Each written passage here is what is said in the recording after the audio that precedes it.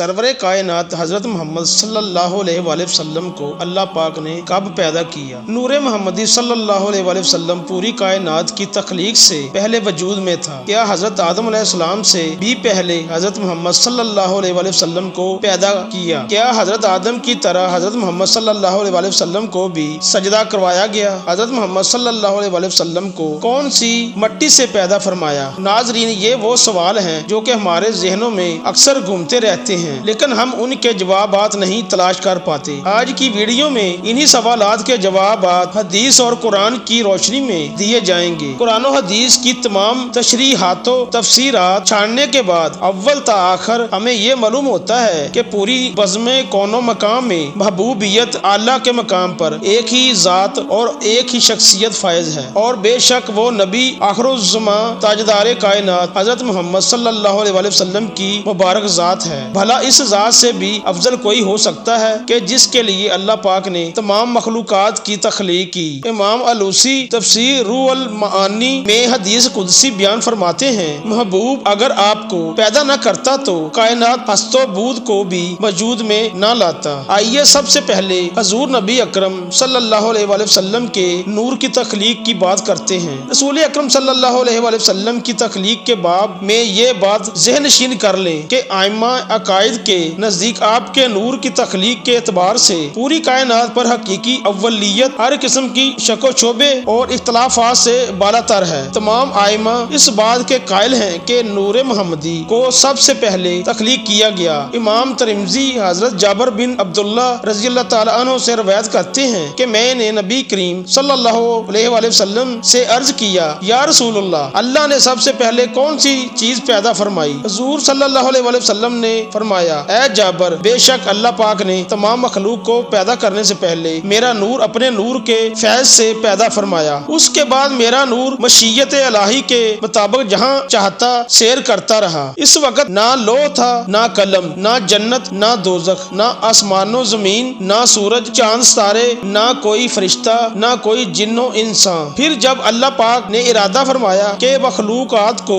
پیدا کرے تو اس نور کو 4 حصوں میں تقسیم کیا۔ نور کے پہلے حصے سے قلم کو پیدا کیا، دوسرے سے لوح اور تیسرے سے عرش کو، جبکہ چوتھے حصے کو پھر مزید 4 حصوں میں تقسیم کیا۔ اس کے پہلے حصے سے عرش اٹھانے والے فرشتے، دوسرے سے کرسی، تیسرے سے باقی تمام فرشتے، اور پھر چوتھے حصے کو مزید 4 حصوں میں تقسیم کیا۔ پہلے سے آسمان، دوسرے سے زمین، تیسرے سے جنت اور چوتھے سے دوزخ کو تخلیق فرمایا۔ ناظرین، حدیث قدسی میں ہے، اللہ پاک نے خود ہی نور محمدی سے ہر شے کو تخلیق فرمانے کی وجہ بیان فرمائی ہے۔ ارشاد باری تعالی ہے، اگر میں محمد کو پیدا نہ کرتا تو نہ آدم کو پیدا کرتا اور نہ زمین و آسمان کو۔ حضرت امام قسطلانی روایت کرتے ہیں کہ نور محمدی کو اللہ پاک نے حکم دیا کہ انوار انبیاء پر توجہ کرے، پس اس نور نے سب انوار کو ڈھانپ لیا تو اللہ نے انوار الانبیاء سے ارشاد فرمایا، یہ میرے محبوب محمد صلی اللہ علیہ وسلم کا نور ہے، اگر ان پر ایمان لاؤ گے تو تمہیں شرف نبوت سے سرفراز فرمایا جائے گا۔ اس کا ذکر قرآن پاک میں اللہ پاک یوں فرماتا ہے، یعنی یاد کرو اس وقت کو جب اللہ تعالیٰ نے تمام انبیاء سے یہ عہد لیا کہ جب میں تمہیں کتاب اور حکمت عطا کر کے مبعوث کروں تو اس کے بعد آپ کے پاس میرا پیارا رسول آ جائے، تم سب اس پر ایمان لانا اور اس کے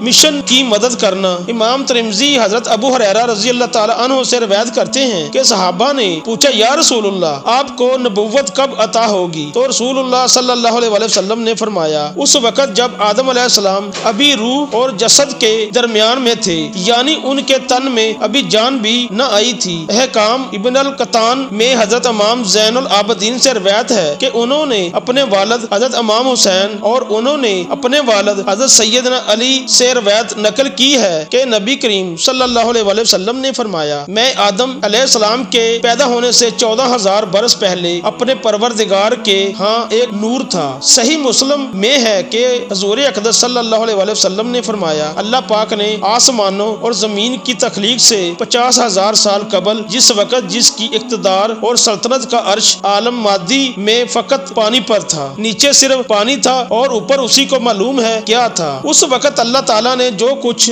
الکتاب یعنی لوح محفوظ میں لکھا، اس میں ایک بات یہ تھی، محمد صلی اللہ علیہ وسلم سب سے آخری آخری نبی ہیں۔ اسے امام بنہانی نے النوار اور المحمدیہ میں نقل کیا ہے۔ واضح رہے کہ یہاں سال سے مراد ہمارے ماہ و سال نہیں، کیونکہ اس وقت وہ سورج اور شب و روز وجود میں نہیں آئے تھے۔ اللہ تعالیٰ ہی بہتر جانتا ہے کہ اس مدت سے حقیقت میں کتنا زمانہ مراد ہے۔ قرآن مجید میں قیامت کے ایک دن کی مدت 50,000 سال بتائی گئی ہے۔ اگر یہ اعتبار سامنے رکھا جائے تو خدا جانے عرصے کی درازی کا عالم کیا ہوگا۔ یہ روایت دوسرے طریق پر اس طرح آئی ہے کہ جب اللہ تعالیٰ نے حضرت آدم علیہ السلام کو پیدا فرمایا تو آپ کو نام کے ساتھ ابو محمد صلی اللہ علیہ وسلم کی کنیت سے بلایا۔ آپ نے عرض کی، باری تعالیٰ میری یہ کنیت کیسے ہے؟ تو اللہ تعالیٰ نے فرمایا، اپنا سر اٹھاؤ، اپنے اوپر دیکھو تو عرش پر نور محمدی صلی اللہ علیہ وسلم جلوہ گر تھا۔ حضرت آدم علیہ السلام نے پوچھا، باری تعالیٰ یہ نور کس کا ہے؟ اللہ تعالیٰ نے فرمایا، یہ محمد صلی اللہ علیہ وسلم کا نور ہے، یہ تیری اولاد میں سے ہوں گے، ان کا نام آسمانوں میں احمد اور زمین پر محمد ہے۔ اگر میں اسے پیدا نہ کرتا تو نہ تمہیں پیدا کرتا اور نہ زمین و آسمان کو پیدا فرماتا۔ یہ تو تھی نور محمدی صلی اللہ علیہ وسلم کی تخلیق۔ اب سوال یہ ہے کہ نور محمدی صلی اللہ علیہ وسلم کو جسد محمد میں کیسے داخل کیا گیا، یعنی حضور اکرم صلی اللہ علیہ وسلم کا جسد مبارک کیسے بنایا گیا؟ پیارے دوستو، اس بارے میں حضرت کعب احبار رضی اللہ تعالی عنہ سے روایت ہے کہ اللہ نے نبی آخر الزمان سرور کائنات حضرت محمد کو جب پیدا فرمانے کا ارادہ فرمایا تو حضرت جبرائیل علیہ السلام کو حکم دیا کہ ایسی مٹی میرے پاس لاؤ جو میرے محبوب کے جسم عطر کی تخلیق کے لائق ہو۔ حضرت جبرائیل 3 دفعہ زمین سے مٹی لے کر گئے، لیکن اللہ پاک نے فرمایا یہ مٹی میرے محبوب کے لائق نہیں۔ پھر حضرت جبرائیل علیہ السلام یثرب کی زمین پر اترے، روزے مبارک والی جگہ سے سفید مٹی لے کر بارگاہ خدا بندی میں حاضر ہوئے۔ عمر خدا بندی سے اس کو تسنیم کے پانی سے گوندا گیا، جنت کی نہروں میں دھویا گیا، اور پھر اللہ پاک نے نور نبوت کو